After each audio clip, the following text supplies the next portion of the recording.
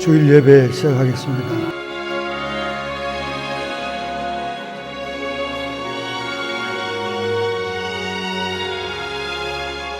그날에 여호와의 싹이 아름답고 영화로울 것이요 그 땅에 솟아는 이스라엘의 피난한 자를 위하여 영화롭고 아름다울 것이며 시온에 남아있는 자, 예루살렘에 머물리는 자, 곧 예루살렘에 있어 생존한 자 중 농명된 모든 사람은 거룩하다 칭함을 얻으리니 이는 주께서 그 심판하는 영과 소멸하는 영으로 시온의 딸들의 더러움을 씻으시며 예루살렘의 피를 그 중에서 정결케 하실 때가 됨이니라. 하나님 아버지, 오늘도 변함없이 주님의 사랑, 주님의 은혜 감사하며 주님의 존전에 나왔습니다.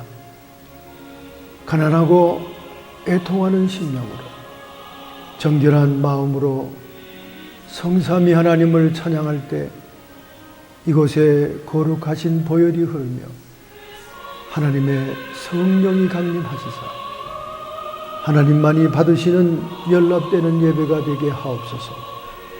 존귀와 영광이 세세 무궁토록 성부와 성자와 성령님께 있을지어다. 아멘.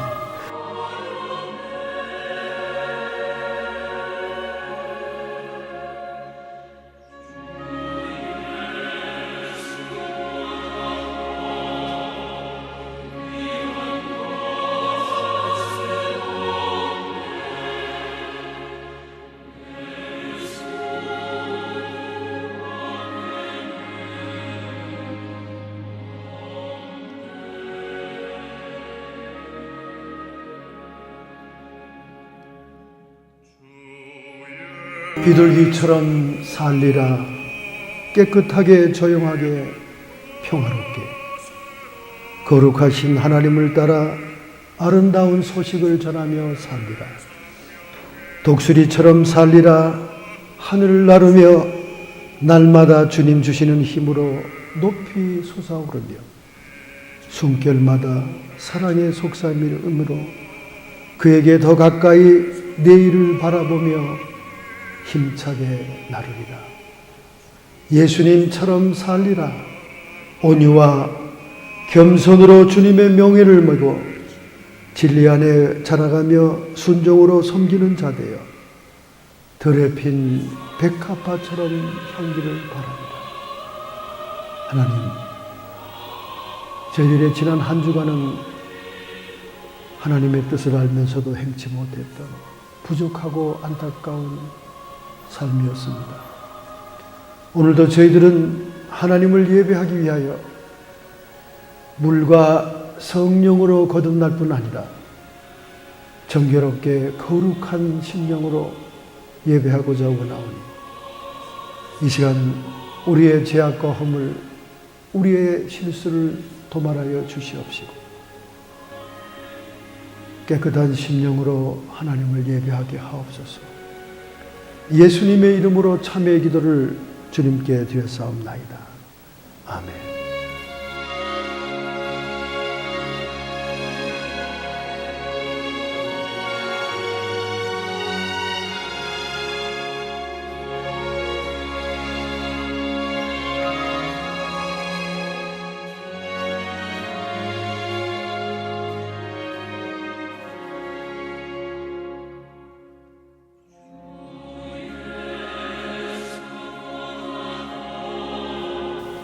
하나님의 말씀입니다. 요한계시록 마지막 책입니다. 신약성경 410페이지. 요한계시록 11장 1절부터 13절과 12장 1절부터 6절의 말씀을 함께 통독으로 공독하겠습니다. 환난 속에서 세상을 이긴 마지막 교회라는 제목으로 말씀의 은혜를 받고자 합니다. 하나님의 말씀을 받기 전에 기록된 계시의 말씀을 낭독하며 살아계신 하나님의 음성이 여러분의 영혼 속에 전달되기를 축원합니다. 또 내게 지팡이 같은 갈대를 주며 말하기를 일어나서 하나님의 성전과 제단의 그 안에서 경배하는 자들을 청량하되 성정 방마당에 청량하지 말고 그냥 두라. 이것을 이방인에게 주었은즉 저희가 거룩한 성을 42달 동안 짓밟으리라. 내가 나의 두 증인에게 권세를 주리니 저희가 굵은 베옷을 입고 1260일을 예언하리라. 이는 이 땅의 주 앞에 섰는 두 감람나무와 두 촛대니 만일 누구든지 저희를 해하고자 한즉 저희 입에서 불이 나서 그 원수를 소멸할지니 누구든지 해하려 하면 반드시 이와 같이 죽임을 당하리라. 저희가 권세를 가지고 하늘을 닫아 그 예언하는 날 동안 비 오지 못하게 하고 또 권세를 가지고 물을 변하여 피되게 하고 아무 때든지 원하는 대로 여러 가지 재앙으로 땅을 치리라. 저희가 그 증거를 마칠 때에 무적행으로부터 올라오는 짐승이 저희로 더불어 전쟁을 일으켜 저희를 이기고 저희를 죽일 터인즉 저희 시체가 큰 성길에 있으리니 그 성은 영적으로 하면 소돔이라고도 하고 애굽이라고도 하니 곧 저희 주께서 십자가에 못 박히신 곳이니라. 백성들과 족속과 방언과 나라 중에서 사람들이 그 시체를 사흘 반 동안 목도하여 무덤에 장사하지 못하게 하리로다. 이 두 선지자가 땅에 거하는 자들을 괴롭게 한 고로 땅에 거하는 자들이 저희의 죽음을 즐거워하고 기뻐하여 서로 예물을 보내니라 하더라. 3일 반 후에 하나님께로부터 생기가 저희 속에 들어가매 저희가 발로 일어나서 구경하는 자들이 크게 두려워하더라. 하늘로부터 큰 음성이 있어 이리로 올라오라 함을 저희가 듣고 구름 타고 하늘로 올라가니 저희 원수들도 구경하더라. 그 시에 큰 지진이 나서 성 10분의 1이 무너지고 지진에 죽은 사람이 7천이라. 그 남은 자들이 두려워하여 영광을 하나님께 돌리더라. 12장 1절부터 6절을 계속해서 통독하겠습니다. 하늘에 큰 이적이 보이니 해를 입은 한 여자가 있는데 그 발 아래에 달이 있고 그 머리에 12멸류관을 썼더라. 이 여자가 아이를 베어 해산하게 되며 아파서 애써 부르짖더라. 하늘에 또 다른 이적이 보이니 보라, 한 큰 붉은 용이 있어 머리가 7이요 뿔이 10이라. 그 여러 머리에 7멸류관이 있는데 그 꼬리가 하늘의 별 3분의 1을 끌어다가 땅에 던지더라. 용이 해산하려는 여자 앞에 그가 해산하면 그 아이를 삼키고자 하더니 여자가 아들을 낳으니 이는 장차 철장으로 만국을 다스릴 남자라. 그 아이를 하나님 앞과 그 보좌 앞으로 올라가더라. 그 여자가 광야로 도망하며 거기서 1260일 동안 저를 양육하기 위하여 하나님의 예비한 곳이 있더라. 아멘.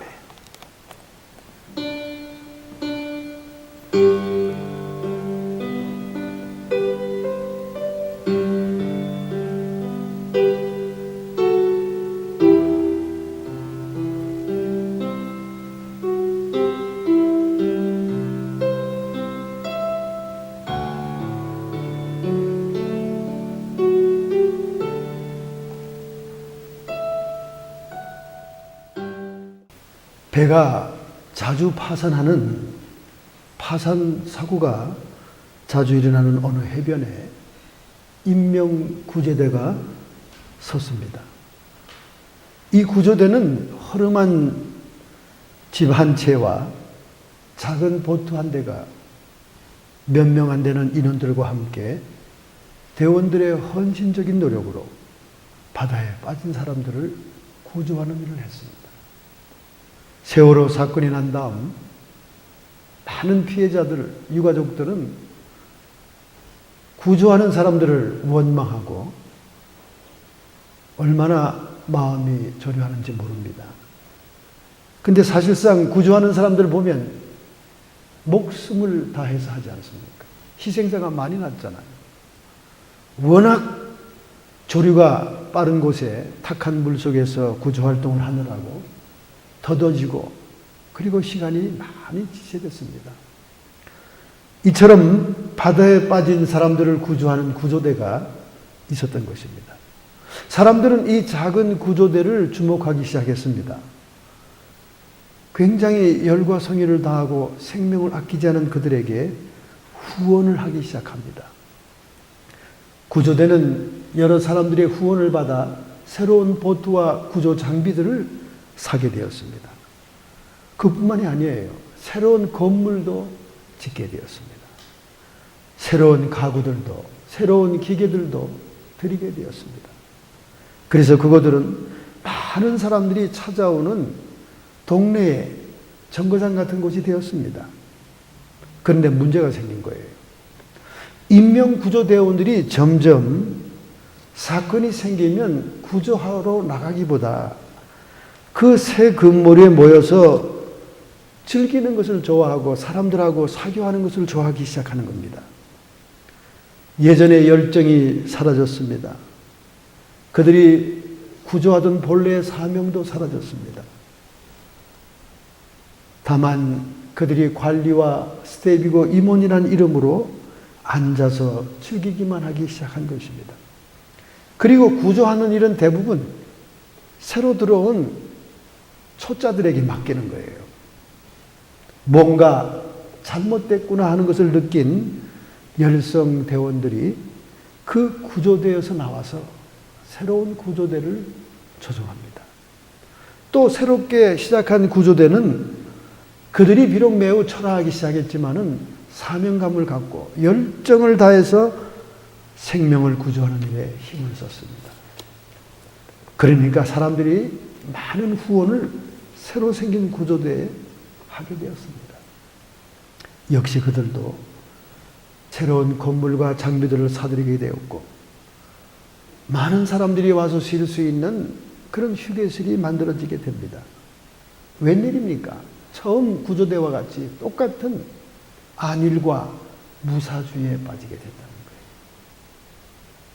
여러분, 금방 여러분이 눈치챘죠? 이 구조대는 누굽니까? 우리 오늘날 교회를 상징하는 겁니다. 여러분, 교회 역사, 교회사를 공부하다 보면 교회사 수천 년 동안 수많은 신앙의 무브먼트가 생깁니다.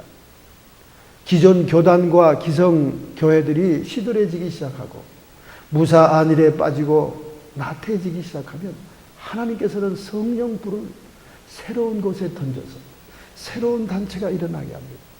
새로운 무브먼트, 운동이 일어나게 하는 거예요. 그런데 세월이 지나고 또 시간이 지나게 되면 그 무브먼트는 모뉴먼트가 된다 그 말이에요. 모뉴먼트. 모뉴먼트는 뭡니까? 기념비를 세워놓고 그 기념비를 자랑하며 기념비를 추모하는 그런 단체로 전락한다 그 말이에요. 오늘 미국의 수많은 메이저 교단들이 무브먼트로 시작했다가 모뉴먼트가 되었어요. 단순히 자기의 교단이 하이처치고 그리고 역사와 전통이 있는 교단이라는 것을 자랑하지 더 이상 새로운 신자도 새로운 운동도 일어나고 있지 않습니다. 미국의 교단들 가운데 교인 수가 증가하는 교단이 불과 한두 교단밖에 없습니다. 전부 다 마이너스. 특별히 미국의 PCUSA 같은 교단은 상당히 큰 장로교회였습니다. 근데 몇 해 전에 동성애자들을 교회로 끌어들이고 동성애자들을 목사 안수 주는 것을 가결하고 나니까 그것도 샌프란시스코 노예에서 추천해서 가결하고 나니까 교단들이 찢어져 나가기 시작합니다. 흩어지기 시작합니다. 이미 미국의 메이저 교단들은 예수 그리스도를 only Jesus라고 얘기하지 않습니다. Jesus is the best way. 예수님은 수많은 성자와 종교인들 가운데 가장 좋은 길일 뿐이다. Only Jesus. 예수만의 구원의 길이라는 그런 메이저 교단 하나도 없습니다. 그래서 한국에서 온 유학생들이나 목사님들이 미국 강의실에 앉아가지고 Only Jesus라고 울부짖으면 웬 촌딱이 하나 왔느냐 하고 한 번 뒤를 돌아봅니다. 아이고 촌스러워. 아직도 저 타령이냐. 모든 세계 각국의 민족과 문화를 인정하고 그들의 종교를 존중할 줄 알아야지. 그래서 지금 이 시대의 이념은 피스입니다. 피스. 평화. 이 평화를 저해하는 것들은 전부 다 극렬 집단이에요. 최근에 미국의 복음주의 침례교 집단을 정부에서 극렬 분자라고 분류했습니다. 극렬 테러리스트의 리스트에 올려버렸어요. 열정을 품고 성경을 주장하고 동성애를 반대하면 이제는 평화를 깨는 단체라고 블랙리스트에 올라갑니다. 점점 여러분, 종교의 자유가 무신론자들에게 교회를 옥죄는 법으로 바뀌어가고 있는 겁니다. 지금 교회는 위기예요. 우리가 이렇게 안일하게 나태하게 참 좋다 뱉뚫는 길 그런 시대가 아닙니다. 오늘 여러분 여기 앉아있는 우리 남한 출신의 한민족들이 신앙이 좋겠습니까? 아니면 저 북한의 15만 명 이상 되는 지하교회 모포와 담요를 덮어쓰고 속히 해방의 날을 달라고 기도하는 할머니의 울부짖는 그 기도, 그 들키면 총살인 그들이 신앙이 좋겠습니까? 누가 신앙이 좋겠어요? 지금 미국 교회나 유럽 교회나 한국 교회는 교회가 사교장으로 전락하지 않았습니까? 요즘 뭐 교회 안에 카페 없는 교회가 어디 있습니까? 교회 안에 서점 없는 교회가 어디 있어요? 부흥회하면서 버젓이 강사로 온 사람들이 책을 쌓아놓고 테이프를 쌓아놓고 팔잖아요. 그렇게 예수님이 그토록 교회 마당이 장사꾼 마당 되는 걸 싫어하는데도 불구하고 어떻게 그렇게 뻔뻔스럽게들 카페들을 차려놓고 돈 받고 물건을 팝니까? 교회 안에 뭔가 편의시설을 만들면 무료로 줘야 돼요. 이윤을 남기는 장사를 해서는 안 됩니다. 서점을 세웠어요? 그것도 그냥 공짜로 줘야 됩니다. 테이프를 나눠줘요? 공짜로 줘야 되는 거예요. 교회는 하나님께 감사해서 헌금하는 기관이지 비즈니스 영역이 아니거든요. 근데 오늘날 수많은 교회들이 마치 교회 안에다가 비즈니스를 차려놓으면 신식교회인 줄 알아요. 신식교회인 줄 알아요. 이제는 헬스클럽도 같이 교회나 차린 미국 교회들이 많잖아요. 풀장 있죠, 사우나 있죠, 스팀 사우나, 뭐. 우리 한국에 불가마를 다 옮겨놨잖아요. 교회 안에다가. 교회가 자기의 본질을 상실해 가고 있습니다. 지난주에는 The Archetype Church, 우리 초대교회, 원형교회에 대해서 우리가 잠시 돌아봤습니다. 교회가 혼탁하고 혼란한 이 시기에 우리는 기본으로 돌아가고 본질로 돌아가면 되는 거예요.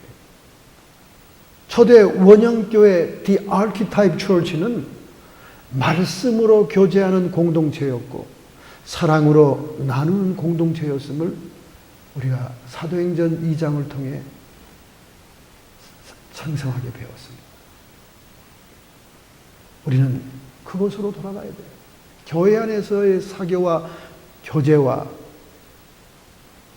대화는 하나님의 말씀을 가운데 놓고 그 말씀을 중심으로 해서 서로 교제를 해야 됩니다. 사도의 가르침을 받아 한 마음으로 저들이 모이기에 힘썼다. 그리고 입으로만 말로만 사랑하는 것이 아니라 정말로 쓸 것이 필요한 어려운 사람들에게 서로 물건을 통용하며 나누어주는 그런 사랑의 공동체였어요. 정말로 가난한 자에게 구제하는 것은 여호와께 꾸이는 것이니 여호와 하나님께서 친히 갚아주시리라. 성경의 약속이잖아요. 그런 그 성경의 약속들을 중심으로 해서 초대교회는 성령이 오시니까 하나님을 사랑하게 되니까 모든 것이 시들한 겁니다. 오늘 여러분, 이 교회에 앉아있는 여러분들에게 사랑의 대상은 무엇입니까? 정말로 여러분이 하나님의 사랑을 깨달았고 하나님의 성령의 인도를 받고 있다면 모든 주변 세상 것은 시들해지는 거예요. 그래서 초대교인들이 자기가 아끼고 자기가 써야 되는 것도 서로 막 포기하면서 나눠주면서 필요한 사람들에게 물건을 통해한 거예요. 지금도 여러분들이 뭔가 아깝고 뭔가 소유하고 싶고 내 거로 땡기고 싶고 욕심이 그냥 사방으로 뻗치고 있다면 여러분 마음속에 주님도 성령도 오시지 않은 거예요. 여전히 세상 것이 좋다면 정말로 좋은 하나님의 사랑이 없는 거예요. 여러분 이 세상에서 사랑보다 더 귀한 동기가 어디 있습니까? 사랑하면 누가 시키지 않아도 자발성이 나오는 겁니다. 자원하는 거예요. 그래서 구약의 에스겔이나 예레미야서에 보면 하나님의 신 성령이 오시면 너희가 자원하여 계명과 율법을 지키게 되리라. 할렐루야. 정말입니다, 여러분. 여러분 예전에 다 첫사랑도 해보고 옛사랑도 해보고 다 해보지 않았습니까? 그 사랑할 때 여러분 어땠어요? 가만 돌아보세요. 아까운 게 없잖아요. 아까운 게. 어머니 반지까지도 빼가지고 가서 이성들에게 주려고 하는 총각들이 얼마나 많습니까? 아까운 게 없잖아. 아까운 게. 여러분 이성의 사랑이 그러할진데 정말로 여러분 하나님의 사랑이 부음받아요. 그 사랑을 여러분이 느끼고 있고 그것이 여러분과 함께 동행하고 있다면 여러분에게 귀한 것이 뭐가 있습니까?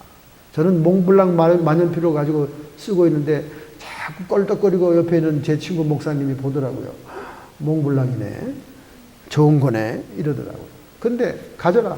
자, 가져. 하나도 아깝지가 않아요. 하나도. 내 안에는 더 귀한 하나님의 사랑이 차지하고 있기 때문에. 여러분이 소유욕이 아직도 분출되고 있다면 여러분 안에는 세상이 있는 거예요. 하나님이 있는 게 아닙니다. 오늘 교회도 마찬가지예요. 교회 안에 하나님의 사랑이 떠나고 하나님의 말씀이 떠나고 진리가 떠나니까 세상 것이 교회 안으로 몰려드는 겁니다. 교회 안에서 가곡 연주회를 해야 되고 테너 가수들을 불러와야 되고 오늘 많은 교회들이 문화 행사로 교회를 유지하는 사람들이 많습니다. 여러분, 지난주에는 우리가 초대교회에 대해서 원형을 알아봤습니다. 그럼 오늘 우리는 이 시대의 말, 종말의 마지막 교회는 어떤 모습일까? 알파와 오메가, 처음과 마지막 교회의 모습을 우리가 관통해서 볼 수 있다면 우리는 교회의 본질에 대해서 정확하게 이해할 수가 있을 것입니다. 오늘 11장 4절을 한번 보겠습니다. 첫 번째, 이는 이 땅에 주 앞에 섰는 두 감람나무와 두 촛대니. 본문 11장 4절입니다. 내가 나의 두 증인에게 권세를 주리니 저희가 굵은 베옷을 입고 1260일을 예언하리라. 이는 이 땅에 주 앞에 섰는 두 감람나무와 두 촛대니. 마지막 교회가 등장하기 전에는 두 증인이 온다는 거예요. 두 증인. 이게 단수 명사도 되고 복수 명사도 됩니다. 두 증인의 선지자 그룹이 될 수도 있고 또 딱 두 사람일 수도 있고 여러 가지 의미가 있습니다. 그런데 성경의 모든 글들은 구약하고 짝이 있어요. 여기 그 해석을 우리에게 주기 위해서 이렇게 얘기합니다. 이 땅에 주 앞에 섰는 두 감람나무와 두 촛대니. 이 말은 스가랴서 4장에 나옵니다. 스가랴서가 5번째 환상으로 두 감람나무와 두 촛대를 보게 되죠. 그것은 그 당시에 바벨론 고레스 왕에 의해서 돌아온 포로들이 수룹바벨을 성전을 지으려고 하는데 그들이 짓지 못하고 있으니까 그들의 인도자인 총독 수룹바벨과 종교 지도자 대제사장인 여호수아에게 두 감람나무의 직분을 주어서 기름 부음을 주어서 두 증인으로서 교회 완공을 책임을 준 사실이 기록되어 있습니다. 이 종말의 교회, 재림의 교회 때는 두 증인이 온다는 것. 여러분 초림 때, 예수님의 초림 때 신약의 교회가 등장하기 전에 세례 요한이 왔던 것처럼 재림의 교회 때는 두 증인이 온다는 것입니다. 마지막 교회에 두 증인이 온다는 거예요. 왜 두 증인이 필요하냐 그 말입니다. 교회가 타락하기 때문에 교회가 1962년도 이전에는 캐톨릭 교회가 비록 타락하고 부패하고 썩은 교회 기관이었지만은 배교와 배도는 하지 않았습니다. 그러나 1962년도부터 제1차 바티칸 공회를 통해서 그들은 배교합니다. 배교합니다. 그때부터는 종교다원주의로 돌아갔어요. 그 후에 이 카톨릭과 함께 WCC가 세계에 조성되지 않습니까? WCC는 종교다원주의예요. 캐톨릭과 다 손을 잡고 교회연합운동을 하는 것입니다. 이렇게 교회가 타락을 하죠. 그러니까 새로운 교회를 일으키기 위해서 두 증인이 나타난다는 거예요. 두 증인의 모습은 권세를 받은, 말씀의 권세를, 예언의 권세를 받은 종들인데 굵은 베옷을 입었더라. 회개하는 모습입니다. 회개를 촉구하는 모습으로 온다는 겁니다. 그리고 그들은 예언을 한다고 말합니다.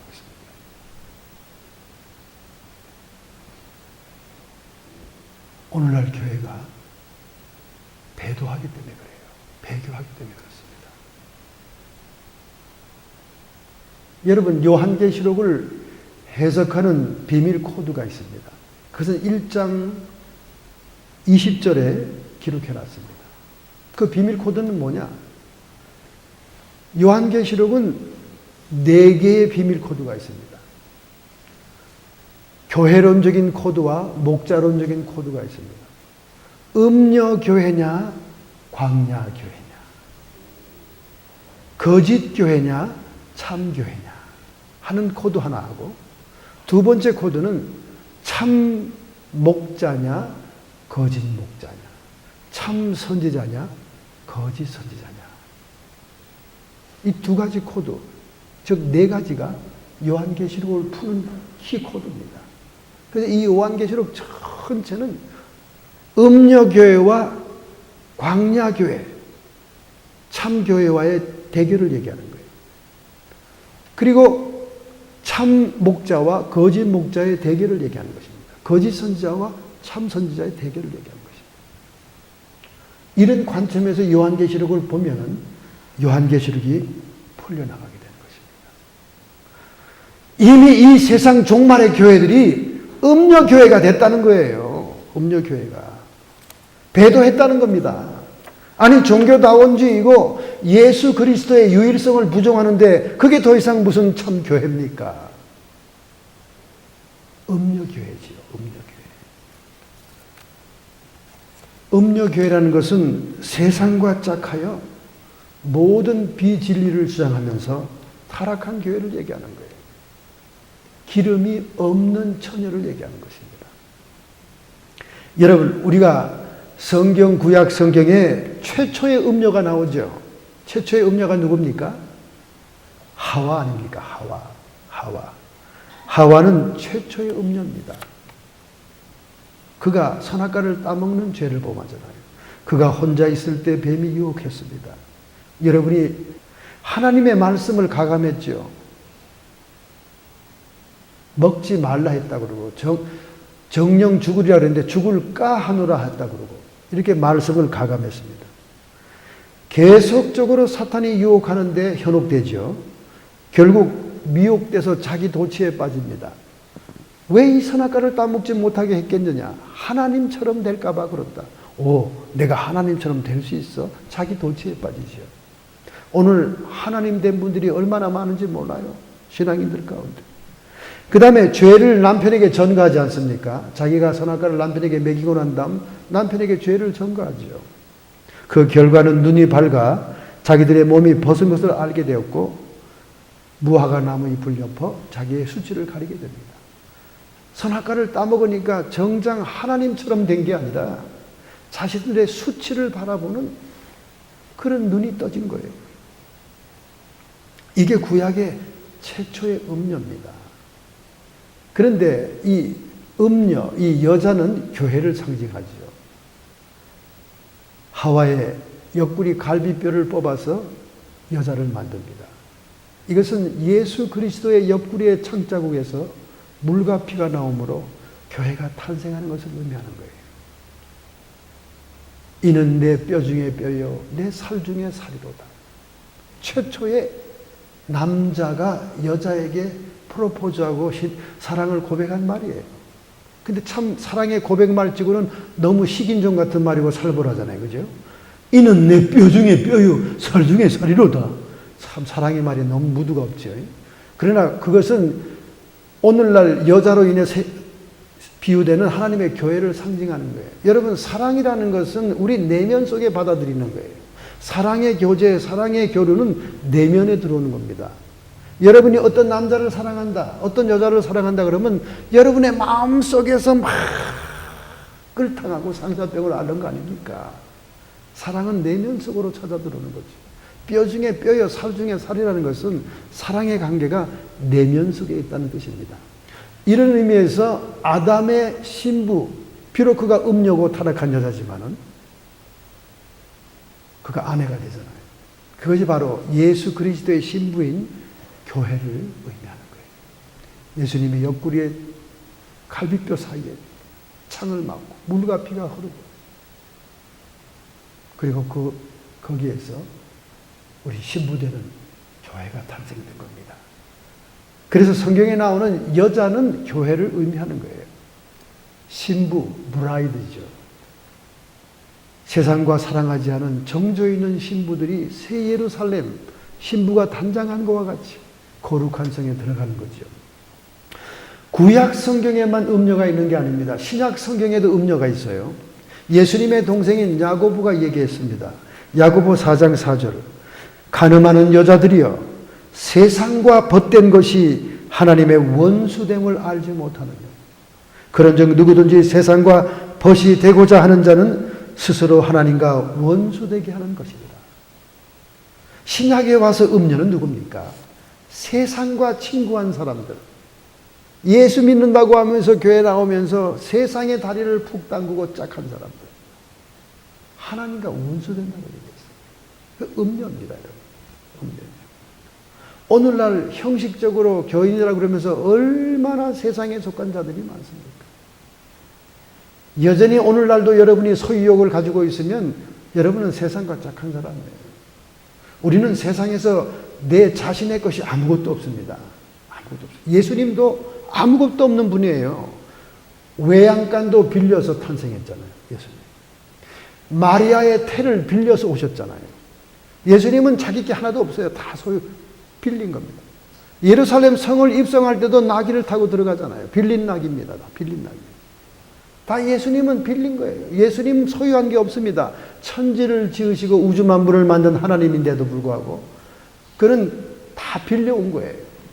오늘 여러분과 제가 지금 착각하고 있는 거지 우리는 다 빌린 겁니다. 여러분 게 없어요. 엄마 아버지는 여러분 거였는가요? 다 돌아가셨잖아요. 지금 여러분 쥐고 있고 소유 있고 하고 있고 통장에 잔고 있는 거 여러분 집 다 여러분 건가요? 자동차? 아이고 아니죠. 여러분 돌아가시면 그냥 빈손으로 갑니다. 아무것도 가져가지 못해요. 예수님이나 우리나 소유욕은 가당치도 않은 얘기예요. 우리는 단순히 관리하는 거예요. 청직입니다. 할렐루야. 여러분이 지금 세상에 누리는 건 다 빌려온 겁니다. 그러니까 이 빌려온 것 가지고 관리만 하는 거예요. 통로가 되는 겁니다. 하나님 나라의 영광을 위해서. 영혼을 구원하기 위해서 우리를 통해서 역사하는 것뿐이죠. 음녀는 뭐냐?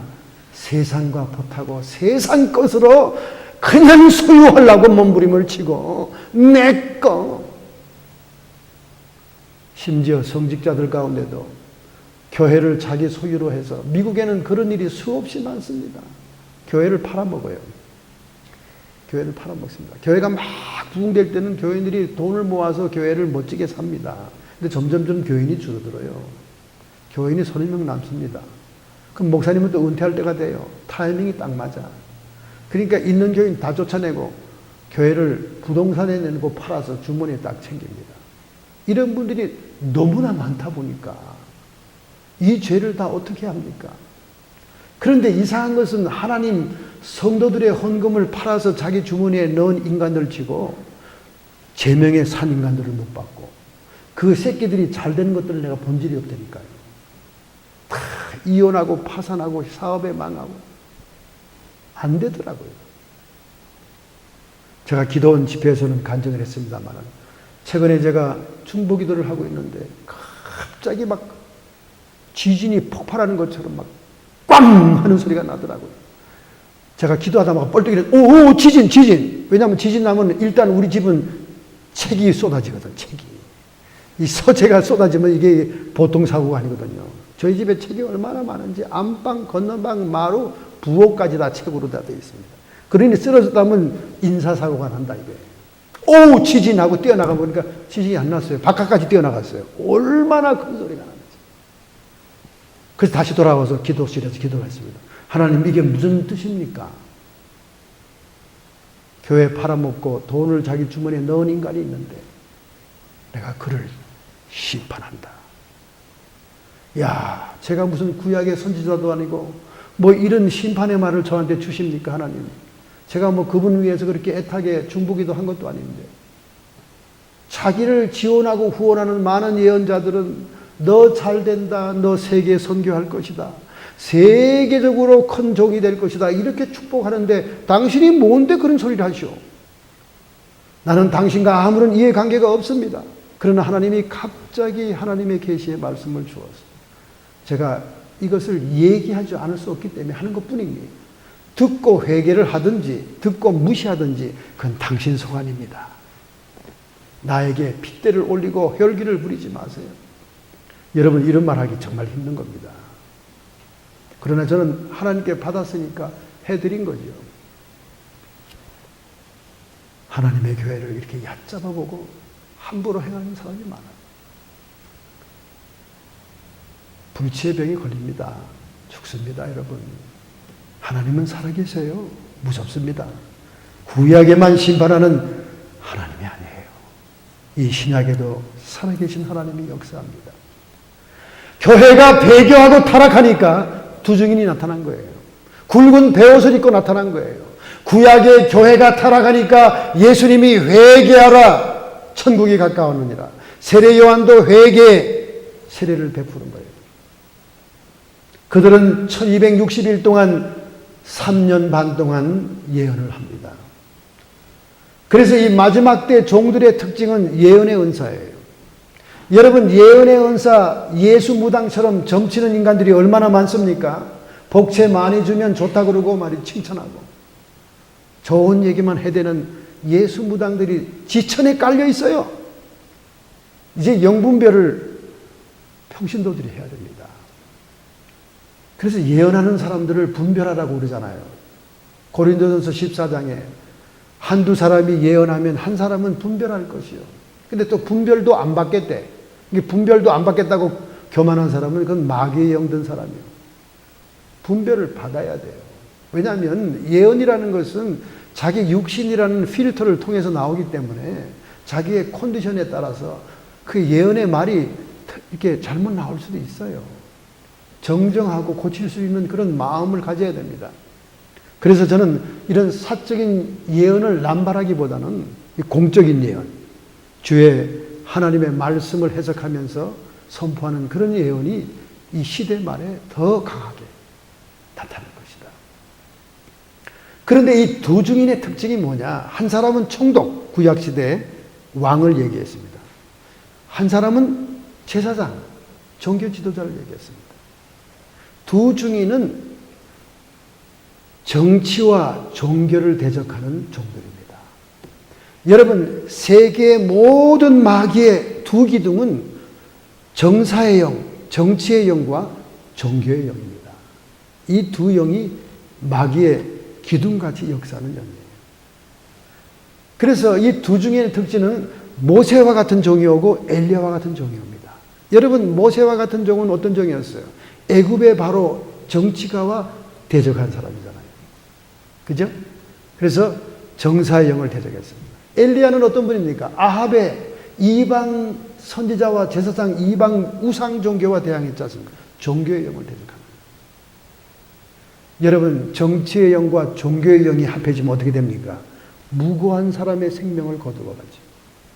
예수님이 십자가에서 피 흘려서 돌아가신 것은 로마라고 하는 정치, 그리고 당시의 종교 지도자 바리새인 사두개인 사내들인이라고는 종교, 정치의 영과 종교의 영이 합해지면 무고한 생명이 죽는 거예요. 여러분, 이번 구원파 사건을 보세요.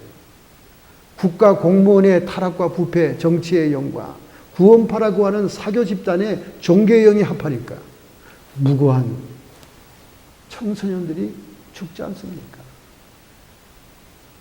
예수님께서 골로새서 2장 15절에 말씀합니다.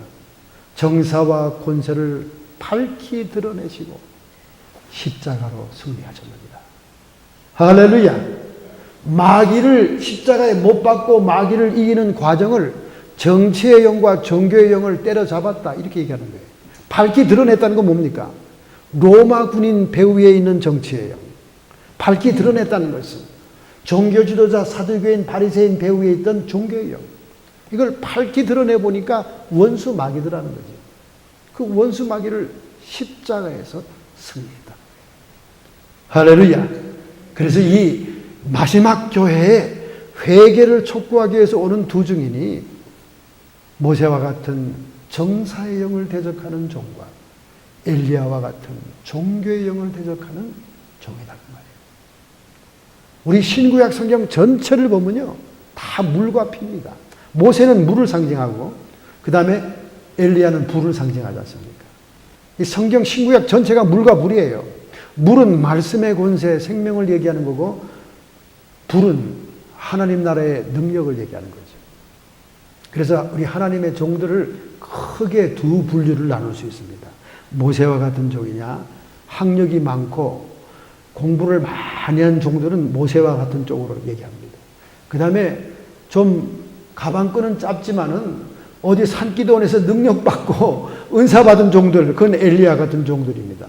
이런 종들이 합해서 이 마지막 교회의 회개와 이 배도의 교회에서 새롭게 하는 각성의 역사를 일으킨다, 그 말이죠. 할렐루야. 결국 물과 불이 수평과 횡으로 만나 십자가를 이루는 거예요. 우리 인간이 한 사람으로서는 예수 그리스도의 십자가를 감당하지 못하는 거죠. 모세와 같은 물 같은 종, 말씀의 권세가 있는 종과 엘리야와 같은 불 같은 종, 하늘로 올라가는 불처럼 물과 불이 만날 때 십자가를 이루는 거 아닙니까? 예수님이 니고데모에게 말하기를 물과 성령으로 거듭나지 아니하냐. 여기 할 때 물과 성령, 성령은 여기서 가장 불을 의미하는 거죠. 불을 의미하니까 누가복음 12장 49절에 내가 세상에 불을 던지러 왔느냐. 이 불이 이미 붙었으면 내가 무엇을 원하리요. 성령 세례받는 것을 얘기하는 것입니다.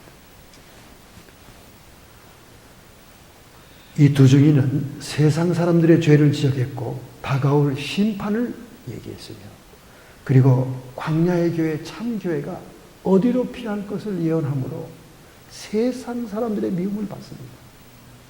결국 적그리스도에 의해서 순교를 당하잖아요. 사흘 만에 그들이 부활해서 공중으로 승천하여 하늘로 올라갑니다. 이것이 중간에 있는 휴거를 보여주고 있는 것입니다. 두 번째입니다. 12장 1절하고 6절을 한번 보겠습니다. 두 번째 마지막 교회의 모습은 무엇인가? 하늘에 큰 이적이 보이니 해를 입은 한 여자가 있는데 그 발 아래에 달이 있고 그 머리에 12별의 면류관을 썼더라. 그 다음에 6절, 그 여자가 광야로 도망하며 거기서 1260일 동안 저를 양육하기 위하여 하나님의 예비한 곳이 있더라. 할렐루야. 예비처에 있는 광야교회입니다. 이거는 후 3년 반을 얘기하는 거예요. 적그리스도가 등장하면 환란 7년 동안 마지막 3년 반에는 무조건 참교회는 도망가야 된다. 도망가야 돼요. 왜? 다 대학살입니다. 다 죽입니다. 칼 샌더스라는 사람이 베리칩을 만들었잖아요. 베리칩. 여러분 베리칩 알죠? 쌀알 크기에 666을 상징하는 컴퓨터 칩. 요 이마에 넣거나 오른손 등에다 넣으면 그것이 아이디가 되잖아요. 아이디. 이제 곧 미국을 위시해서 모든 세계가 이 아이디를 심을 거예요. 벌써 많은 병원에서 신생아들에게는 심었습니다. 그걸로 다 의료 기록과 다 이 인포메이션이 들어가죠. 이 칼 샌더스라는 사람이 자기도 모르게 이걸 발명했어요. 국가의 요청에 의해서. 발명하고 나고 보니까 성경에 그런 것이 있는 거예요. 자기가 그걸 만들고 난 다음에 어디다 심는 게 좋으냐 그래서 이마에도 들어가도 괜찮고 그 다음에 이 오른손에도 좋다 이렇게 얘기하니까 그게 성경에 있더라는 거예요. 성경을 보니까 누가 얘기 기뜸을 해서. 그런데 자기가 만들었으니까 알잖아요. 일단 심고 놓은 다음에 나중에 그걸 뺄라 그러면 그게 자동 폭발하게 됩니다. 그 리튬이 안에서 신경세포를 파괴하고 피부병을 일으키는 걸 자기가 알고 있는데 성경에 있더라는 거예요. 깜짝 놀래가지고 예수 영접하고 예수 믿고 난 다음 이 발명가 칼 샌더스가 온 세계를 다니면서 지금 간증하잖아요. 여러분 유튜브에서 봤죠? 지금 당장 그것이 짐승의 표라고는 할 수 없을지 몰라도 짐승의 표의 모습으로 가고 있는 것이기 때문에 받으면 안 된다는 거예요. 근데 여러분 안 받을 수가 있습니까? 이제 미국 월페어나 메디칼이나 모든 것을 그거로 다 할 텐데. 그리고 크레딧 카드 없어지잖아요. 그걸로 그냥 쏙 스캔해가지고 물건 사고 팔고 할 거 아닙니까? 어떡할 거예요, 이제? 그냥 이렇게 평안한 시절에도 국가의 혜택이 끊어져. 마켓에서 장을 못 봐. 의료 혜택도 없어. 그리고 안 받는 사람은 형사범으로 들어가. 1, 2, 3년은 그냥 장려기간으로 내버려 두지만 나중에는 벌금형으로 때리다가 벌금형도 또 고집하고 안 받으면 형사처벌합니다. 그래서 지금 LA 카운티와 오렌지 카운티 목사님들이 지금 이 말 가지고 싸우고 있지 않습니까? 베리칩은 아직 666표는 아니다. 왜냐하면 짐승에게 경배하고 난 다음에 받는 것이 666표다. 그래서 오렌지 카운티 목사님들은 괜찮다. 그리고 LA 카운티 사람은 절대 안 된다. 누구 말을 들어야 됩니까? 발명한 사람 말을 들어야죠. 칼 샌더스는 말하기를 666표가 곧 베리칩이 개발되고 발전되는 것이다. 그 베리칩을 받은 사람은 신경적으로 쉼을 얻지 못한다 성경에 나와 있는데 맞는 얘기라는 거예요. 모든 위성으로 컨트롤을 하기 때문에 신경이 쉼을 얻지 못한대요. 인간의 유전자까지 조작하고 인간의 마음과 뇌까지도 조작하기 때문에 의식을 변화시킨다는 거예요. 발명한 사람이 받지 말라는데 뭐 발명한 사람. 저는 아직 그게 지금 쌀알 만한 크기지만 앞으로는 문신 모양으로 바뀔 겁니다. 분명히. 왜냐하면 이마에 이렇게 하려면 문신 모양. 지금은 쌀알 만한큼 작지만 앞으로 문신으로 바뀔. 왜냐하면 문신 형태로 된다고. 우리 구약에도 계속 문신 받지 말라고 그러잖아요. 그러니까 요즘 그 피하 조직에 들어가는 전자 잉크가 발명됐어요. 벌써. 어떡할 건데? 그래서 예비처로 가는 겁니다. 광야로 도망가는 거예요, 교회가. 그 교회를 다 사라지게 하기 위해서 적그리 시도가 추종하니까 여기 뭐라고 그랬습니까? 6절에 그 여자가 즉 마지막 교회가 광야로 도망하며 거기서 1260일 후 3년 반을 지날 동안 저를 양육하기 위해 하나님의 예비한 곳이 있더라. 도망가야 돼요, 이제 마지막 때. 이 얘기를 하니까 우리 누님은 그러더라고. 아우, 나 일찍 빨리 죽을래. 아우, 번잡하게 골치 아프게 살지 말고 빨리 죽을래. 이러더라고. 어쨌든 살아있으면 그걸 맞이해야 됩니다. 광야로 도망가야 돼요. 성경에 예수님이 그런 말씀했잖아요. 다니엘서를 인용해서 말했지 않습니까? 마태복음 24장 15, 6절 멸망에 가증한 것이 거룩한 곳에 선 것을 보거든 그때에 유대에 있는 자들은 도망갈지니라. 거룩한 곳이 뭡니까? 이제 제3 환란 성전이 지금 회교당에 있는 그 근처에 서게 됩니다. 적그리스도가 평화조약으로 유대인에게 성전을 건축을 허락하죠. 정권과 경제를 자기가 쥐기 위해서. 그게 전삼년반입니다. 그 평화의 시대입니다. 그리고는 성전이 지어지고 옛날 제사가 회복되고 난 다음 자기의 우상을 거기다 세운다니까. 적그리스도 우상을. 말하는 우상이라는 거예요. 지금 말하는 우상 나왔잖아요. 로봇도 다 나왔잖아요. 로봇도. 이제 사람 완전히 자기 모습의 사람을 만들 수 있는 시대가 됐잖아요. 로봇은. 말하는 우상을 성전에 세워놓고 적그리스도 자기에게 경배하라 그러니까 유대인들이 기겁을 할 노릇이죠. 이때가 야곱의 대할례의 때입니다. 히틀러의 600만 학살은 유도 아니에요. 다 죽이는 겁니다. 적그리스도에게 절하지 않은 사람. 그때 유대인들은 도망가라, 도망가라. 이것이 바로 예비처에 있는 광야교회, 해입은 여자교회라는 거예요. 이것이 참교회입니다. 이것이 마지막 때에 하나님이 인정하는 교회입니다. 이 교회를 통과하여 환난을 통과한 백성들 14만 4천이 하늘나라의 승리에서 월계수를 흔들며 올라오는 장면이 나오죠. 그러므로 교회는 휴거한다기보다 환난을 통과하는 것입니다. 7째 나팔을 기준해서 성경을 풀어보면 환난을 통과하게 되어 있어요. 7째 나팔, 큰 나팔, 마지막 나팔을 불 때 우리는 마지막 교회, 환난을 대비하는 교회, 광야로 도망간 광야교회, 해입은 여자교회. 이것은 구약시대부터 예언된 겁니다. 구약시대에 노아의 방주가 있지 않습니까? 구약시대에 롯의 소활성이 있지 않습니까? 애굽에 고센 땅이 있었지 않습니까? 그리고 가나안에 들어와서는 도피성이라고 죄를 지었지만은 피할 수 있는 성을 만들어 주지 않았습니까? 오늘날 성령시대, 은혜시대는 교회가 도피처요, 예비처요. 환란시대에는 두 증인이 예언한 예비처의 광야교회만이 살아남으시는 거예요.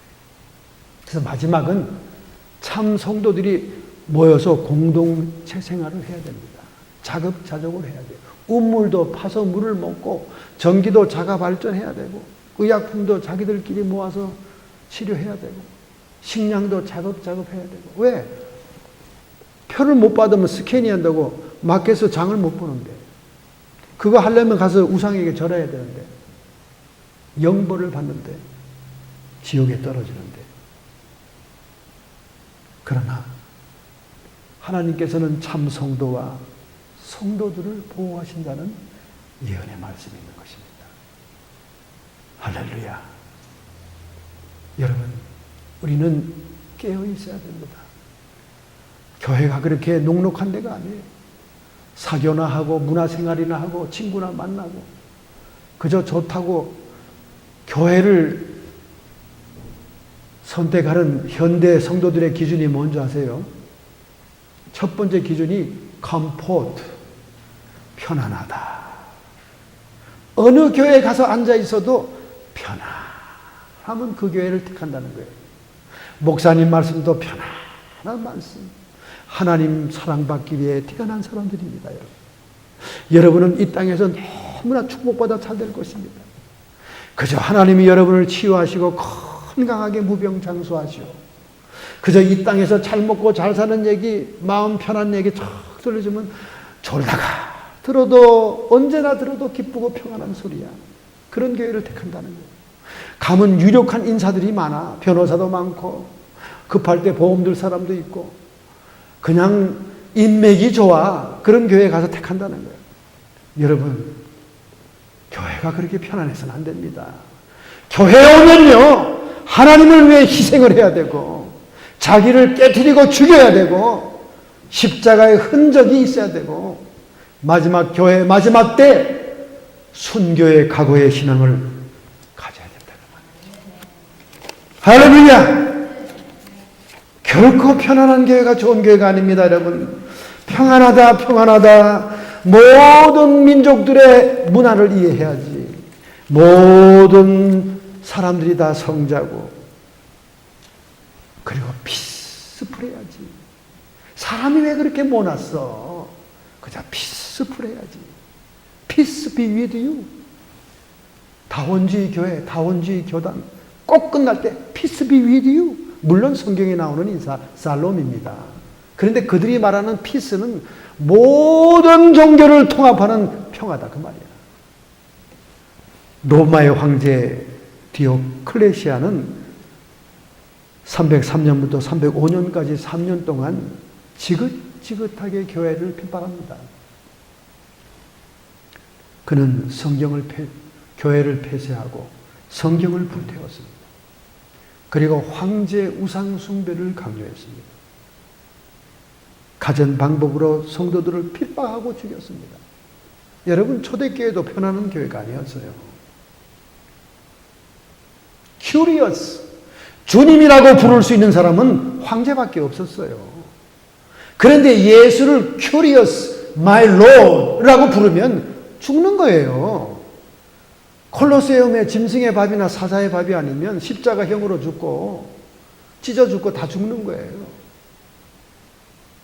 오죽하면 지하 묘지 카타콤베에서 신앙생활하고 거기 살림을 했겠습니까? 여러분 한번 다 로마에 갔다가 한번 들러보세요. 그 벽에 700만 명의 교인들이 죽어 장사되어 있고요. 그 동굴 길을 가다 보면 구석구석마다 넓은 광장이 나오는데 거기서 예배하고 성찬을 떼고 그랬어요. 초대교회가 그렇게 만만한 교회가 아닙니다. 목숨을 내건 신앙이었어요. 오늘 여러분에게 메디컬 혜택이 사라지고 월페어가 사라지고 장을 볼 수 없고 그래도 예수님을 주라고 모시겠습니까? 마지막 교회는 광야교회입니다. 도망가는 교회입니다. 독수리 날개 의지하여 도망가는 교회입니다. 이 디오클레시아는 철저하게 성도들을 파괴했습니다. 그는 이제 기독교는 사라졌다. 그래서 로마의 동전 기념주화를 만들었어요. 지금도 박물관에 가면 있습니다. 기독교는 박멸되었고 로마의 신들의 예배가 회복되었도다.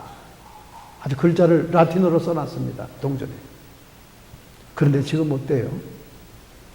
당시 로마는 야만족들에게 멸망당했고 로마의 신들은 신화 속으로 들어가 버렸고 오늘 기독교의 복음은 세계의 땅끝까지 들어가 있지 않습니까? 할렐루야. 여러분, 땅끝까지 여러분 복음 전도해 봤어요? 땅끝이 어디입니까, 여러분? 땅끝은 오늘 여기입니다, 여러분. 지독하게 수십 년 동안 살아있는 운동력 있는 말씀을 증거해도 절대 안 변하는 마음, 신자들. 절대 희생하지 않는 신자들. 절대 자기가 죽지 않는 교회를 들락거리는 성도가 있는 이곳이 땅끝입니다, 여러분. 땅끝이 딴 데가 아니에요.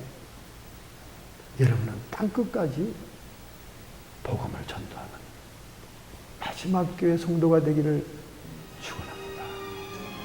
결단하고 결심하는 마음으로 여러분의 가슴에 손을 얹겠습니다.